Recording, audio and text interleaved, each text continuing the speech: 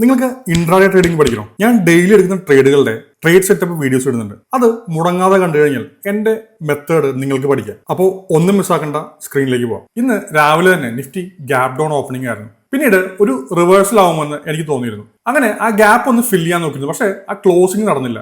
ഞാൻ ഇന്നെടുത്ത 2 ട്രേഡുകളും സ്റ്റോക്കിലായിരുന്നു. രണ്ടും എടുത്തത് ഇൻട്രാഡേ സ്കാനറിൽ നിന്ന് തന്നെ. ഒന്നാമത്തേത് ഗുജ് ഗ്യാസ് ആയിരുന്നു. അത് ഞാൻ ഇന്നലെ വാച്ച് ലിസ്റ്റിൽ ആഡ് ചെയ്യാൻ പറഞ്ഞ ഒരു സ്റ്റോക്ക് ആയിരുന്നു. അത് രാവിലെ തന്നെ നോക്കിയാൽ കാണാം സ്മാർട്ട് മണി ആക്റ്റീവ് ആയിരുന്നു. ബ്രേക്ക്ഔട്ടിന് ശേഷമായിരുന്നു എന്റെ എൻട്രി. പ്രൈസ് വിവാപ്പിന് മുകളിലായിരുന്നു. കൂടാതെ ഗ്യാപ്പ് വളരെ ചെറിയൊരു ഗ്യാപ്പായിരുന്നു. ഓൾറെഡി നല്ലൊരു മൂവ് വന്നുകൊണ്ട് തന്നെ ഞാനൊരു 3% ആയപ്പോൾ എക്സിറ്റ് എടുത്തിരുന്നു. ആ ഒരു എക്സിറ്റ് എടുത്ത സമയത്ത് തന്നെ ഞാൻ സ്പോട്ട് ചെയ്ത മറ്റൊരു സ്റ്റോക്കായിരുന്നു STL ടെക്.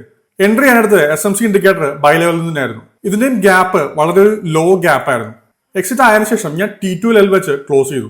അപ്പോൾ ഇതുപോലുള്ള ഷോർട്ട് ആയിട്ടുള്ള ട്രേഡ് സെറ്റപ്പ് വീഡിയോസ് കാണുന്നുണ്ടെങ്കിൽ ചാനൽ ഇപ്പൊ തന്നെ ഫോളോ ചെയ്തു.